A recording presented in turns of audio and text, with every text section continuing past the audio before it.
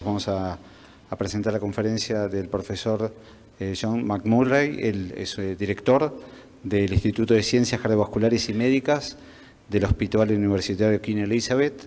Tiene una vasta experiencia en estudios de insuficiencia cardíaca, para listar a los más importantes: CHARM, Emphasis Heart Failure, Paradigm, Paragon, DAPA insuficiencia HF y DAPA insuficiencia renal, o sea, una vastísima experiencia.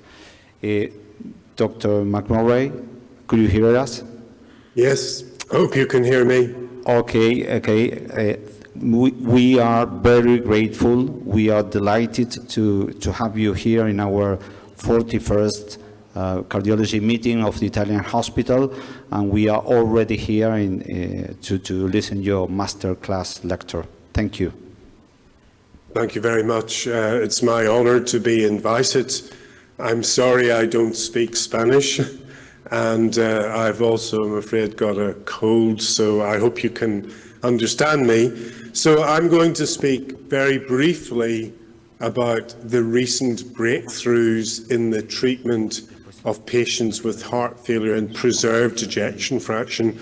And they really have been the final frontier. It has been so difficult to find treatments that work in this type of heart failure. We've been trying for over 20 years, but in the past 3 years, we've seen really remarkable progress, and I'm going to talk about that and then look ahead to what else might be coming in the pipeline in the near future.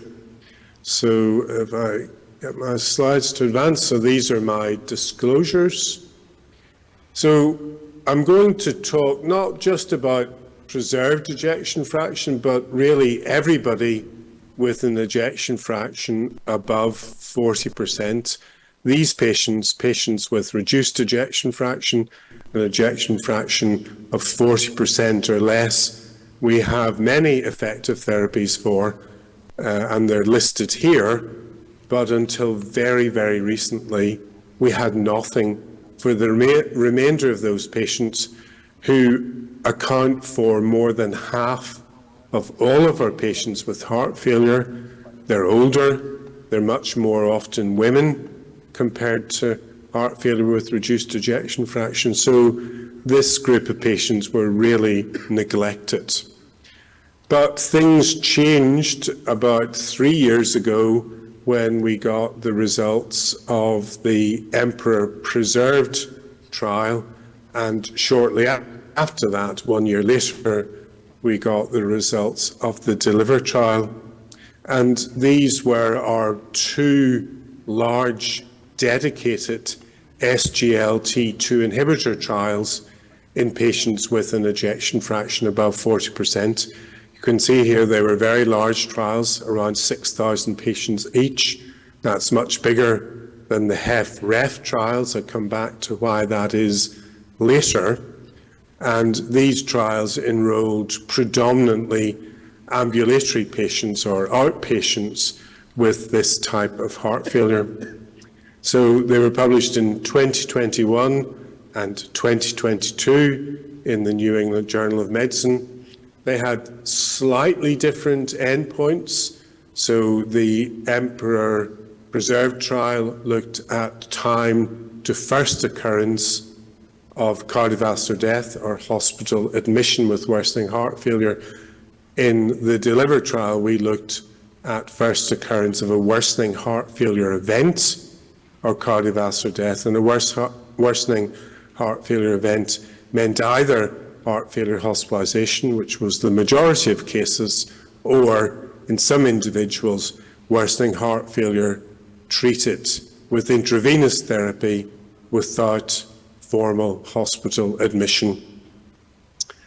However, to make it easier to compare these two trials, here I've looked at the Emperor Preserved endpoint in the Deliver trial.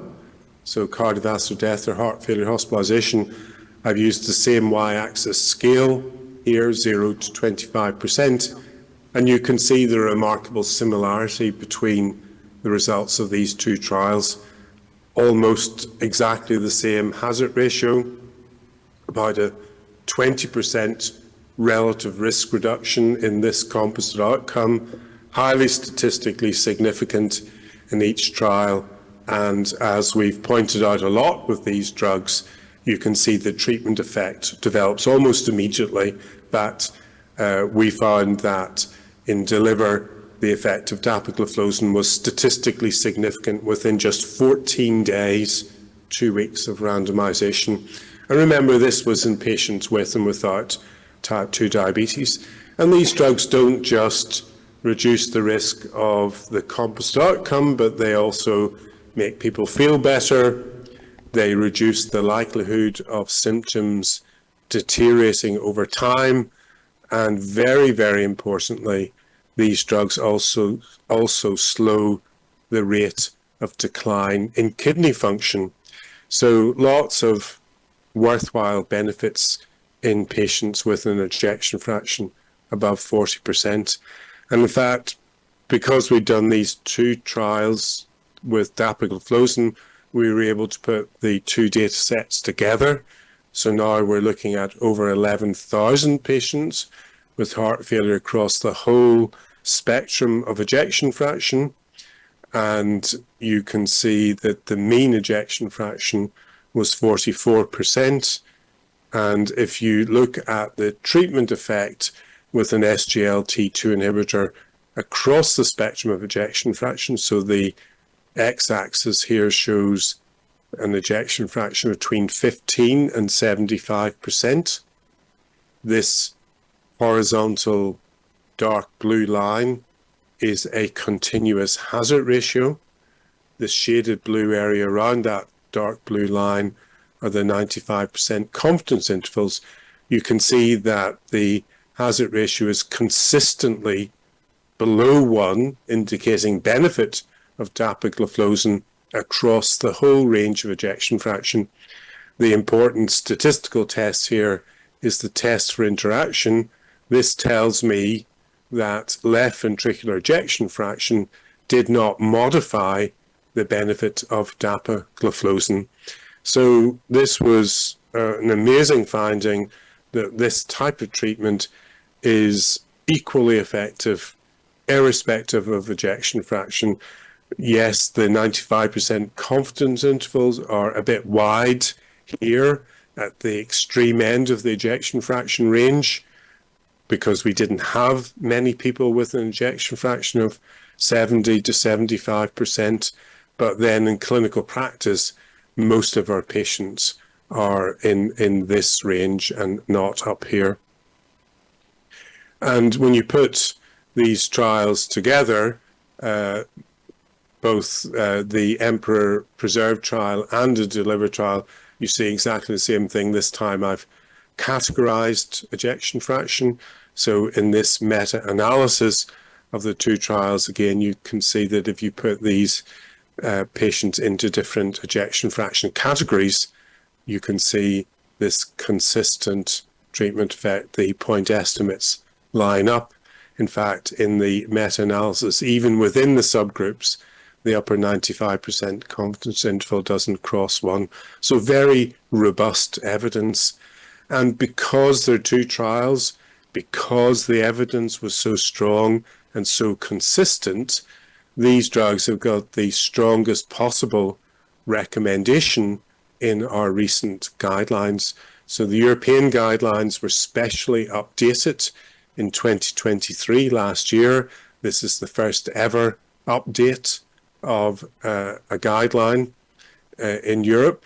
And the reason these guidelines were updated was because of those 2 trials that I've just shown you. And you can see that SGLT2 inhibitors got a class 1 level A recommendation for patients with heart failure and mildly reduced, and patients with heart failure and preserved ejection fraction. The American guidelines have not yet been updated, but I'm sure that they will be exactly the same. So this is what the European guidelines currently recommend. So for patients with mildly reduced ejection fraction, they give a weak recommendation to the neurohumoral therapies that work in patients with a clearly reduced ejection fraction, and they give a strong recommendation to an SGLT2 inhibitor in patients with preserved ejection fraction and an ejection fraction of 50% or above. It's only the SGLT2 inhibitors that get a strong recommendation. But believe it or not, these 2023 updated guidelines are already out of date, because just a few weeks ago we presented our second breakthrough in the pharmacological treatment of patients with mildly reduced and preserved ejection fraction. And that second breakthrough is with one of these new class of mineralocorticoid receptor antagonists. They're called non-steroidal mineralocorticoid receptor antagonists. That's because their chemical structure has not got a steroid basis. So these are completely different from a physico-chemical point of view.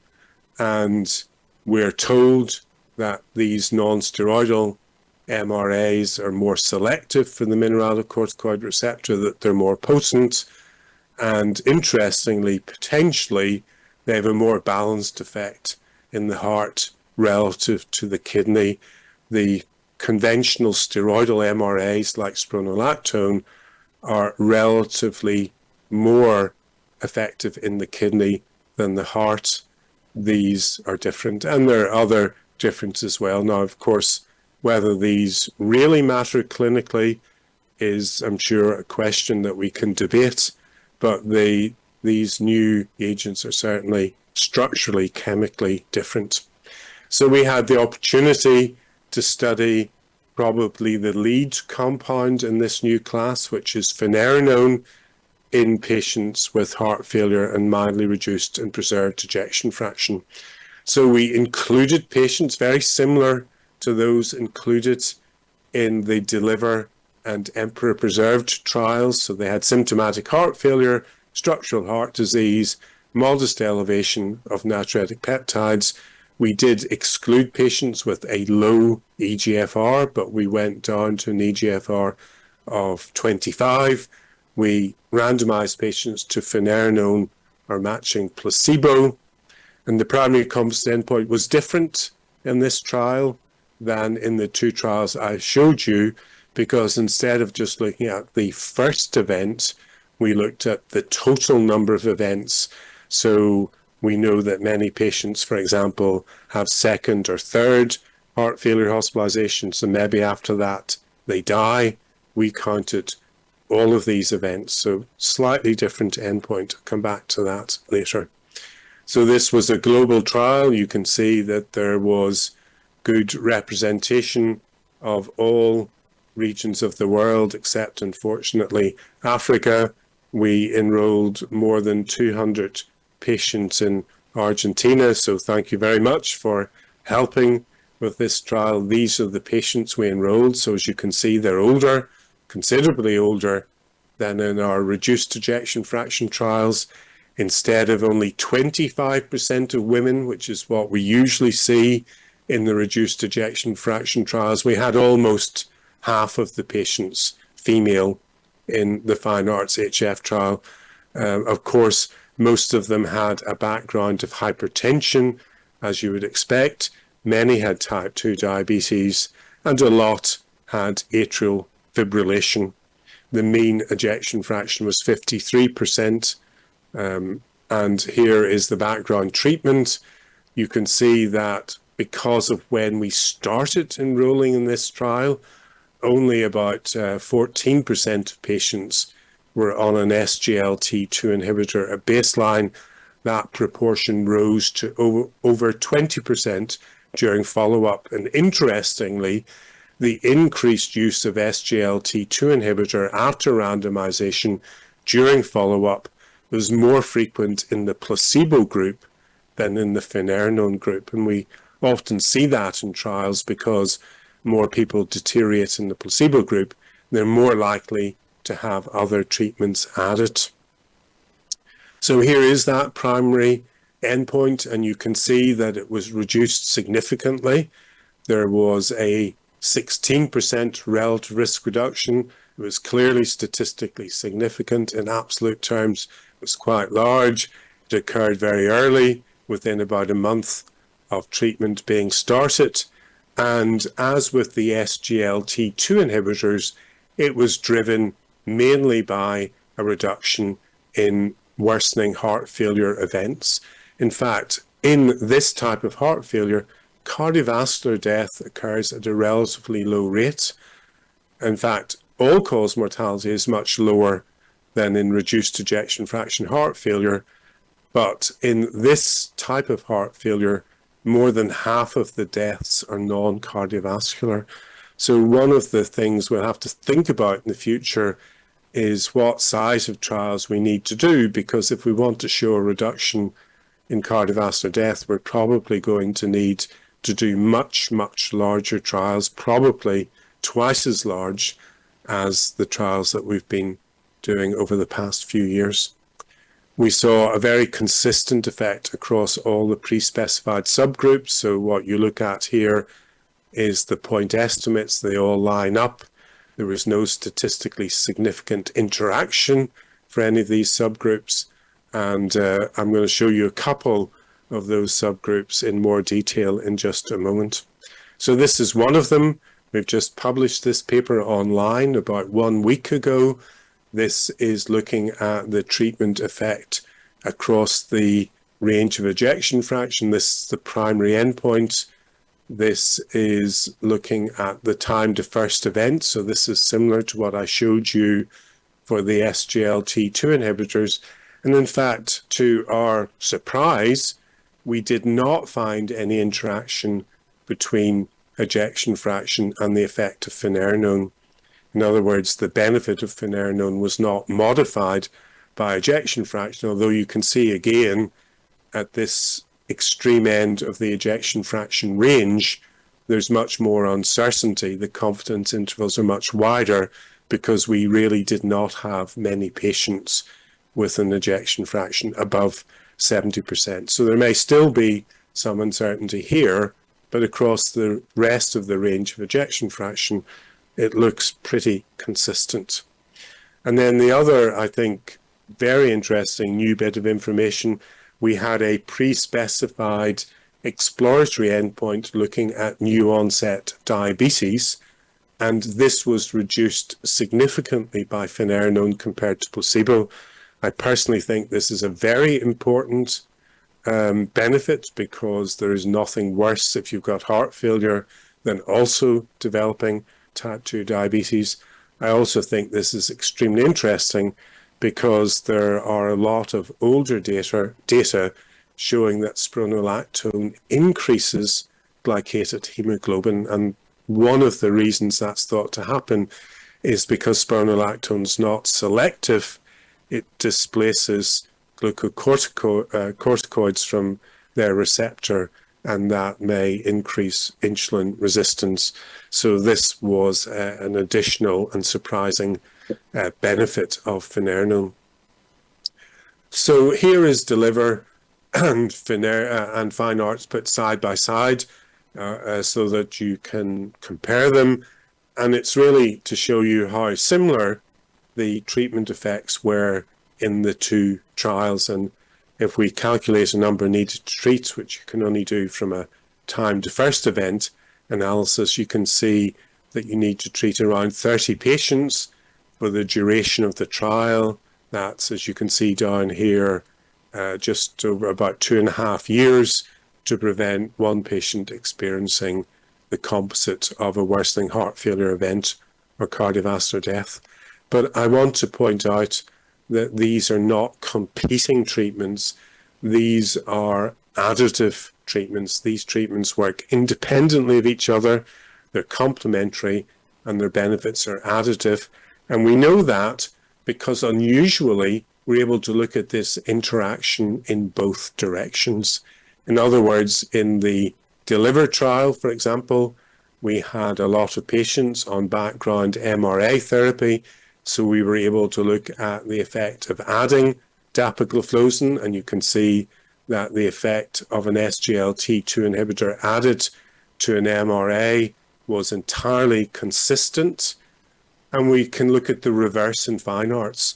So we had that 14% approximately of patients on an SGLT2 inhibitor at baseline. And you can see that adding finerenone to an SGLT2 inhibitor, again, gave a completely consistent benefit. You can see that the hazard ratios here are absolutely identical. And there was no subgroup by investigational treatment interaction for either of these analyses. So these treatments work independently and they work additively. And now we've got two treatments that are of benefit in patients with mildly reduced and preserved ejection fraction. So what else is going on? Well, I can't not mention the GLP-1 receptor agonists. These are really fascinating drugs, initially introduced as a treatment for diabetes, now used as a treatment for obesity, and they may also be a treatment for heart failure. They're a relatively recent invention, and indeed very recently some of the key investigators in this field of work received this award, which is often a guide to future Nobel Prize winners. So these are really considered to be extremely important and exciting treatments. And we do have two trials in patients with heart failure and mildly reduced to preserved ejection fraction who also have obesity. So very importantly, these are not trials in everybody with heart failure and preserved ejection fraction. They are trials in HFpEF patients who also have obesity. They are also relatively small trials, so around 500-600 patients each, and they're relatively short-term trials. As you can see here, 52 weeks of follow-up. This is one of them. So STEP-HFpEF was in patients who did not have type 2 diabetes. There was a second identical trial in patients with HFpEF, obesity, and type 2 diabetes. I'm only showing you the STEP-HFpEF results. The results in the other trial were virtually identical. So what you see here is that semaglutide, a GLP-1 receptor agonist given by injection, led to, first of all, a reduction in weight, really striking 11% reduction in body weight. With that, there was an improvement in a patient-reported outcome, Kansas City Cardiomyopathy Questionnaire clinical summary score. There was an improvement in 6-minute walk distance, and there was a reduction in high-sensitivity CRP, believed to reflect a reduction in inflammation. So people felt better, could walk further, they had weight loss, and it looks like they had a reduction in inflammation. But I think it's unclear exactly what these trials really are telling us. Is this just telling us about the treatment of obesity in people who have heart failure? Is it about the treatment of this type of heart failure by itself? And of course, are the benefits that we've just seen, are they just due to that striking weight loss, or are they due to some other effect? And we can get some clues by looking at older trials. And this is the best trial that we have, looking at diet and weight loss in patients with heart failure, preserved ejection fraction, and obesity. And you can see that a really stringent diet coupled with weight loss, with exercise, can reduce weight, maybe not as much, certainly improve symptoms, improve 6-minute walk distance, even reduces high sensitivity CRP. So these effects can be explained perhaps just by reduction in weight.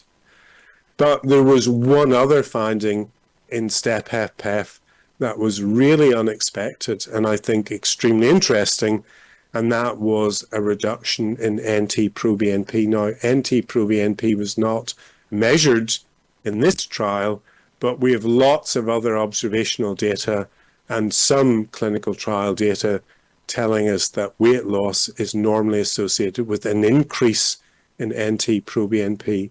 So if you, for example, have a patient who undergoes bariatric surgery, their NT-proBNP level increases.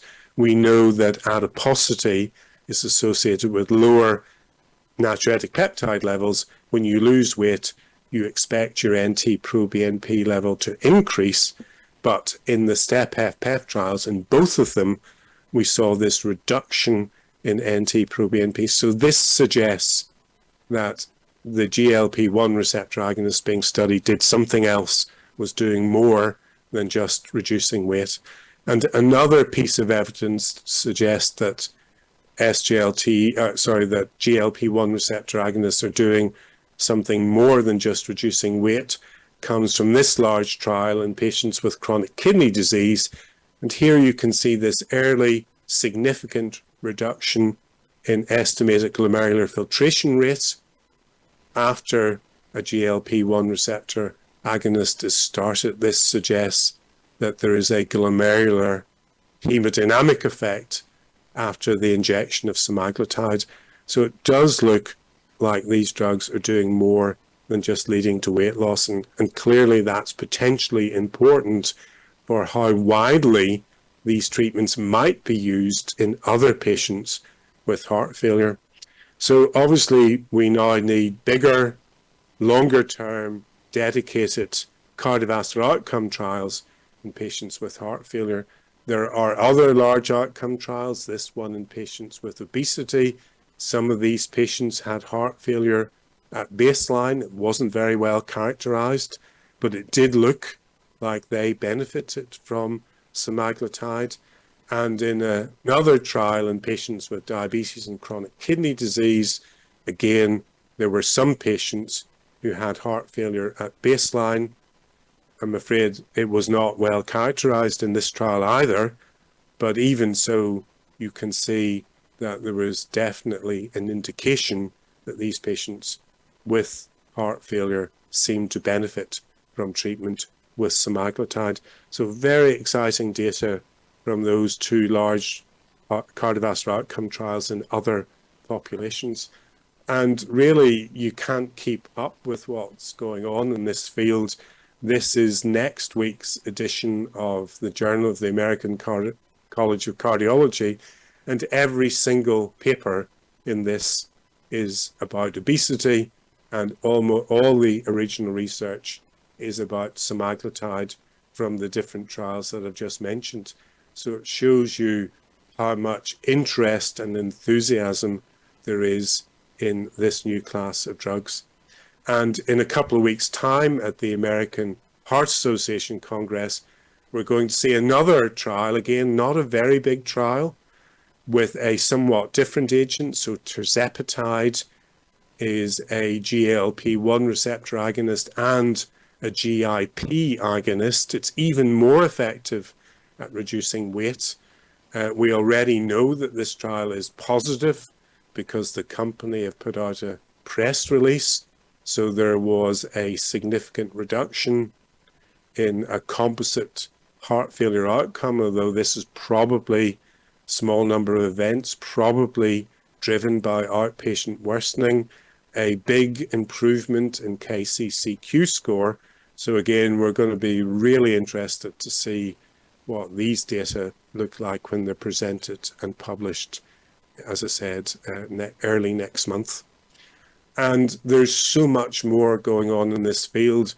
It's hard to keep this slide up to date because there are so many new agents being developed. Here's one that actually works through 3 different gut hormones. And the grapevine tells us that there is a definite plan for a large morbidity, mortality, phase 3 cardiovascular outcome trial in patients with HFpEF using this agent.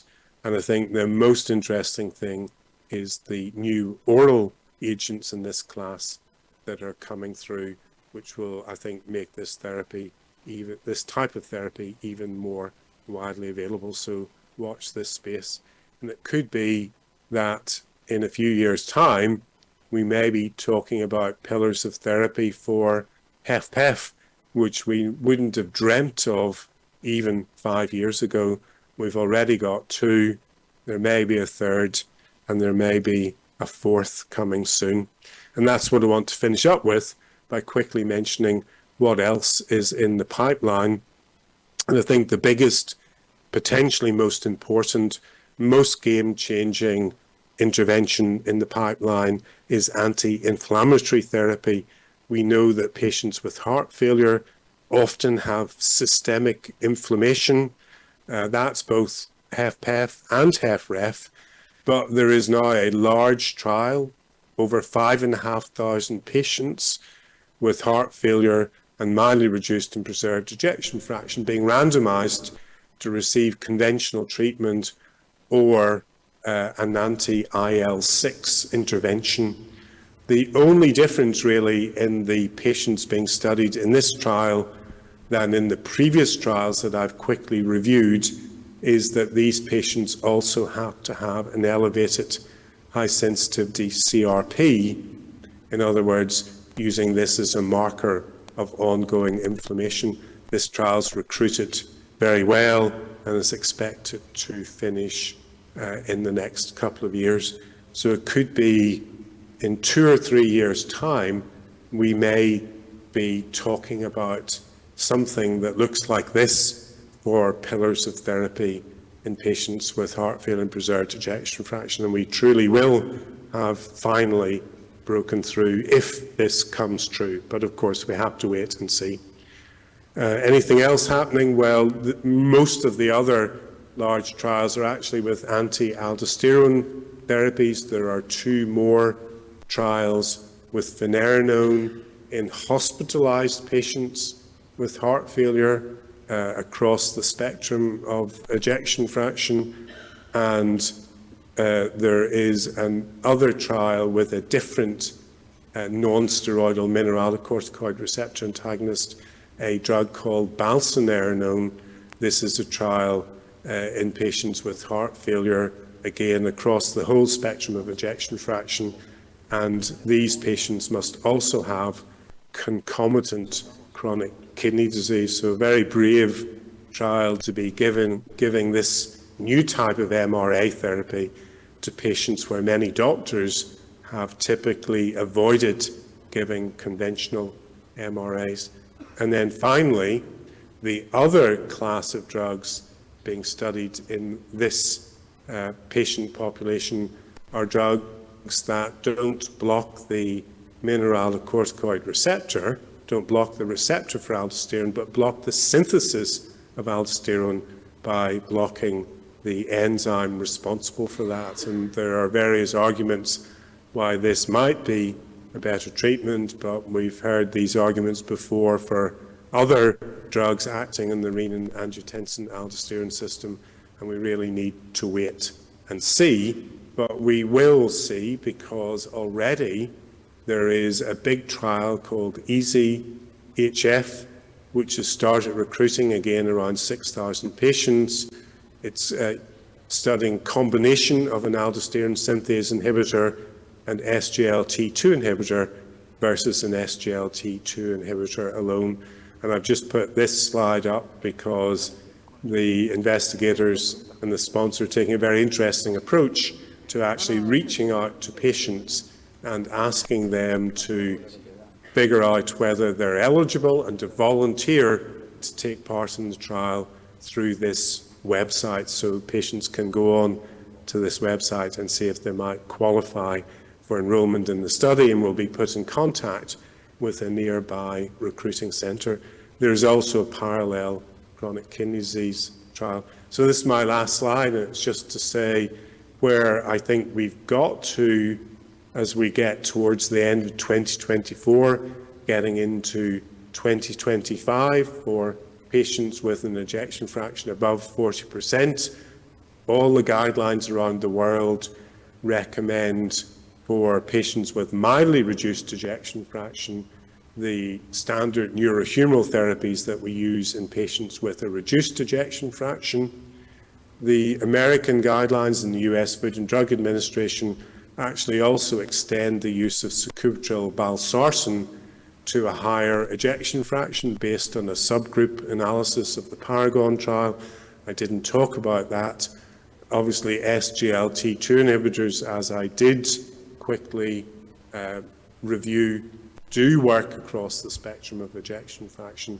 And then, as I've just shown you, looks like we've now got similar evidence for finerenone.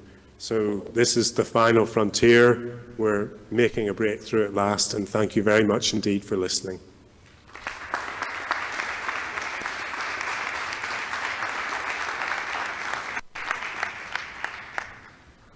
Hello, Dr. McMurray. I'm Dr. Arias. I am the head of the ICU. Thank you very much for such a remarkable talk. I have a question regarding finerenone selectivity. What's your insights about the higher risk of hyperkalemia in fine arts? So we saw about a doubling of the risk of hyperkalemia. So whether you look at mild hyperkalemia or severe hyperkalemia, it was about twice as common. With finerenone, the absolute risk of serious hyperkalemia was low, so it was about 3% in the finerenone arm. We had no deaths related to hyperkalemia, very few hospital admissions. So the safety profile was pretty much what we expected. I mean, obviously, with any MRA, you will get hyperkalemia. I think you have to remember that we went down to an eGFR of 25 mils per minute, so it's difficult to compare across trials. So if you're asking me, is the risk of hyperkalemia less than with, say, spironolactone, I honestly can't answer that question properly, because to answer that question properly, you would need to do a head-to-head trial. You can't compare apples and oranges. I could look at the TopCat trial. There seemed to be more hyperkalemia in that trial, but it was a different trial with different patients, and it would be wrong to conclude that finerenone was less likely to cause hyperkalemia, because we haven't got a direct head-to-head comparison. Thank you. And how about this drug preventing diabetes? Was that an unexpected event?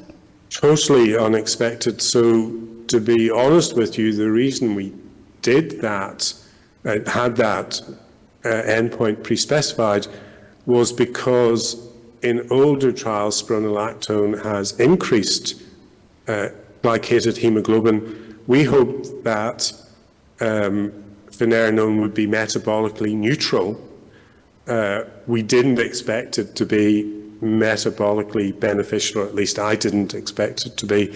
The reason we thought it might be metabolically better was because it is more specific, so it doesn't interact with glucocorticoids, which spironolactone does, and that's one of the reasons why it's thought that spironolactone increases glycated hemoglobin. So if you wanted me to say, do you have any evidence that finerenone might be different than spironolactone, I suppose that would be the piece of evidence that I might look at.